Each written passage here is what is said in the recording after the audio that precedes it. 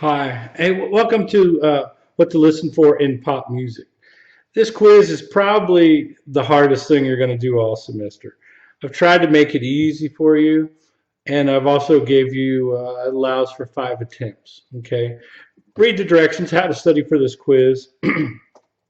It starts off with a few easy musical definitions: harmony, melody, rhythm, and then we talk about some song forms. This whole history begins with the 12 bar blues. And it's almost as simple as Hound Dog by Elvis Presley. You ain't nothing but a hound dog, rocking all the time. And they're going to repeat it. You ain't nothing but a hound dog, rocking all the time. And then you ain't never gonna rabbit and you ain't no friend. Right? So basically, vocally, you have the same line repeated A, and then you have a different line B. So the vocal line is AAB. If we counted all the measures, it would add up to 12 measures. You're going to hear the whole point of this class is basically how this simple blues form started in the 1920s and 30s by all the old bluesmen will mutate, permutate, change into the Elvis Presley blues of the 1950s, and he's singing the blues just like everybody who came before him. Okay, also an AABA form, which is basically 8 bars stated, 8 bars repeated. Thus, you have your A and your A, then a new section, which is B, and then back to the A. So it's really 8 bars that's repeated 3 times with something different thrown in the middle of it. A. If we counted all those bars up, 1, 2, 3, 4, 2, 2, 3, 4, 3, 2, and steady math counting, it would add up to a 32 bar form. These forms are important because really it's what we have to build on. It's what starts our music history, and they're just going to change slightly as we move into the 60s, 70s, and 80s. Okay. And other things to perk your ears up for: electric guitar sounds, an acoustic guitar, an electric guitar, different sounds made on the electric guitar, distorted sounds, clean sounds. So I'm trying to put a label on all these little things that you hear that you may not know what they are. As we get into the 60s and 70s, we get into all kinds of keyboard sounds. As the synthesizer is invented, the Beatles were using all kinds of new synthesizers at the time, the Mellotron, but we're just focusing on a few of these. Um, and I want you to get to know those. Drums and percussion, I think we give everything a name by what the drum groove is. If it's a surf beat, you're going to hear the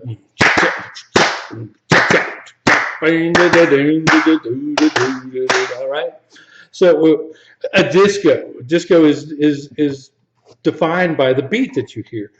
Punk rock is defined by the beat. I think grunge, a little bit of more, maybe not the drumming style so much, but all the instruments, a return to basics. So we can really identify music by the drum groups. It happens to be my specialty since I'm a drummer. Um, Knowing bass sounds, acoustic bass, the upright bass that you see on old jazz videos or the jazz players play. Eventually, by 1960, the electric bass is invented, and we now have a new sound. And now the bass player can play super loud too because he has an electric guitar and an electric amplifier. So right around 1960, things start to change, and we start to get into this very loud music, and it's what gives us Jimi Hendrix and Cream and Led Zeppelin by 60's end. The advent of all these instruments and also PA systems that were built and bigger, louder, right? And so by 1970, we're kicking it up a few notches, uh, volume wise. Um, the horn section, knowing the usually trumpet, sax, the mainstay in all rock music and blues music in the 40s and 50s was the saxophone, really the cast off of an acoustic instrument invented in the 1800s that the classical folks thought didn't fit in. And so the jazzers adapted it. and eventually we see that the sax is now in all band music as well, and the whole family of saxes. Uh, but and the trumpet and trombone, of course. But the advent of the horn section in the 1960s in a lot of funk and soul music really led to the funk revolution of the 70s. James Brown taking it to the hilt, and every major funk band, Kool and the Gang, Tower of Power, and Earth, Wind and Fire, all had the horn section, right? Um, Something I call creepy strings. They're using the string section to make it sound somewhat spooky, eerie. Listen to the Beatles' "I Am the Walrus," and you hear these glissandos. Where, yeah, I think I also have "Ode to Billy Joe," an old country tune, and that it also is using the strings in this creepy way, and they're almost sound effects. And they say, "Oh, she threw something off the Tallahatchie Bridge," and you hear the strings like the petals of the flowers being thrown off the bridge, right? So we want to identify that because the orchestra is really paramount to 60s rock and roll. But the Beatles used the orchestra in the recording studio like another instrument. And then after that, everybody's using the orchestra. A lot of disco music using the orchestra. Motown using the orchestra. Um, Background vocals identify gospel vocals, either black or white. A lot of great rock bands use black women gospel singers. And early Elvis, we heard male white Southern gospel background singers. So we just want to put a name on it. And you can almost tell when you listen to some Pink Floyd, uh, so much 70s rock has this in it. Did you hear these great Aretha Franklin sounding, Patti LaBelle sounding gospel singers? And it's just all over the place. So keep an ear out, right? The whole purpose of this is to listen for all these things and all the music that you may know or may listen to, and perk up those ears to hear all these things. Great lyrics, right? So much of what we're going to talk about with Bob Dylan, Elton John, the Beatles. Rock and roll has to say something. Pop music today has to say something. If it didn't say anything and we were singing about things that weren't important, I don't think this music would have ever taken hold. But the very first blues songs, these guys are singing. It's almost like the rap of today. What they were singing about in the 30s and 40s was hearsay. It was revolutionary. It made all the so many parents cover the kids' ears, and they were talking about being in jail. They're talking about relationships getting kind of sexy, and as we study the music of the 1940s, a lot of these songs were banned, and you'll hear what I'm talking about as they're using these double entendres to cover their tracks of what they're really talking about. And I think if we didn't have the discussion about lyrics, this class wouldn't be that exciting, or pop music wouldn't be that exciting, because it was really revolutionary that Bob Dylan could come along and write songs and turn the tide of public opinion against the Vietnam War. That's huge. Not really done that much today, and we'll talk about that as we get up into the later years. Improvisation is something you'll hear guitar solos all through the 40s, 50s, 60s, and 70s, and by the 80s, I guess we got tired of it because it goes out of pop music.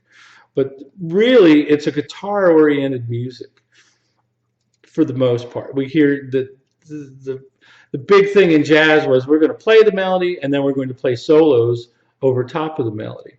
And then at the very end, we'll come back and play that main melody again, and we'll end it.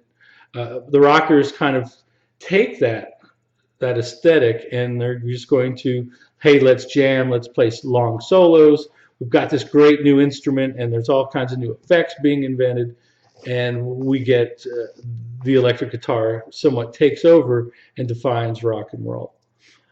Talk about odd time signatures. Regular time signatures would be something, if you hear my foot stomp, boom, back, boom, back, boom, a regular 4/4 beat.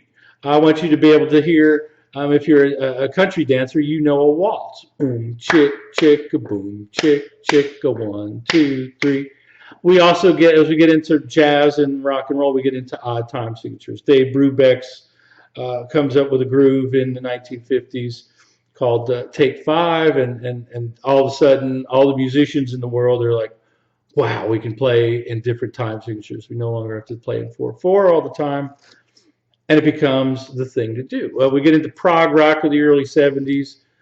Everybody's playing in odd time signatures. So it's important to maybe hear that it's not 4/4. You may not be able to tell me it's 7 or 9 or 11, but you can say something's weird about this. I can't keep a steady hand clap going, right? So listen to some of the examples I have and see if you can count them. And then I have some things at the end that are just for fun to show you how different some styles are related. In this instance, I think there's a country music one where all these popular country tunes use the same chord progression, same tempo. They're just changing up sounds and words. Also, this girl, Mia is her name. She sings the Stanley Steamer theme in about 15 different styles. So what makes up these different styles? It's really the same song done 15 different ways. I think it's a great way for you, the student, to get a grasp on different styles. All right, perking up your ears. So I hope you enjoy.